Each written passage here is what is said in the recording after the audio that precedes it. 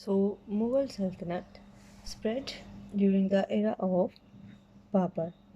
It spread from northern side towards the eastern side, from Afghanistan to Gwalior. Then again, it after the death of Babur, his son Humayun was the one who was the next ruler. Humayun was a weak ruler, and he was defeated by again some Afghan person, that was Sher Shah Suri. Humayun lived in exile in Persia, and then after some time he recovered his kingdom from Sher Shah Suri, and this was the year of 1555. Now Akbar was the greatest of the Mughal kings. Akbar ruled capably from 1556 to 1605. He expanded the Mughal Empire, and he was well known as a brilliant general who never lost a battle. So this was about Humayun, Akbar and Babur. Akbar was followed by his son, and he was Jahangir. So Mughal Empire was actually famous for the Mughal rulers and their love for the art, culture and their traditions that they developed. So Akbar was followed by his son Jahangir, who ruled from 1695 to 1627. After him came the Shah Jahan, who built the world famous Taj Mahal. Shah Jahan ruled from 1628 to 1658. He fell very ill, and his son Aurangzeb took over the Mughal throne. Shah Jahan was put under the house arrest and he died in 1666. Aurangzeb ruled from 1658 till 1707, and he extended the Mughal Empire to its largest limits. But he was often at the war with Rajputs and Marathas, which weakened the empire. Now I will show you some pictures. Here is a picture of Babur, who was the starter of the Mughal Empire, then his son Humayun. After Humayun, this is Akbar, who was the famous among the Mughal rulers. Then his son Jahangir, then Shah Jahan and Aurangzeb. Now look at this picture on page number 64. This is Humayun's mausoleum in Delhi built by Akbar. Now there are some other pictures which are on page number 65. This is a picture of Fatehpur Sikri, that was a fort also built by Akbar. Now this is Wazir Khan Masjid in Lahore.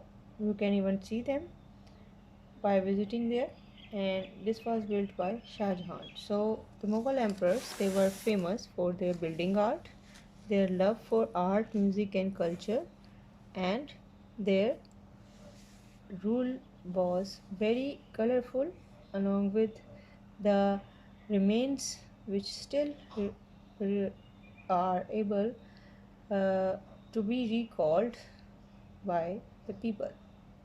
So we can recall their era whenever we visit these grand buildings which were built by them, and we can see the art which was present, and it was at its peak even during that times. Now let's start with our homework for today. This is page number 40 of your skill book. We have already completed our question, that was question number 2. Now today we will start second question, that was, why is the Balban considered as have been an effective ruler? The answer is that the Balban was effective ruler because he was a capable general who saved the subcontinent from the attacks of Mongols. So students, we have discussed this during our previous week. He built the strong forts along with the routes, and then he stationed his army there, and he stopped Mongols from attacks. Now next question is on page number 41, that is, why do you think was the most successful Mughal ruler? Who do you think was the most successful Mughal rulers and why? Now we have recently learned it today that Akbar was the greatest among the Mughal rulers. He ruled capably from 1556 till 1605 and he never lost a battle. Now, third question for today is, what did Mughals do for the subcontinent? The Mughals kings united many states into the large empire, number one. Number two, they set up a proper system of government. Now, let's turn the page. Then, they introduced the marvelous culture to the region. They built the grand buildings and they flourished the art, poetry, and their culture. So I'm going to repeat it again.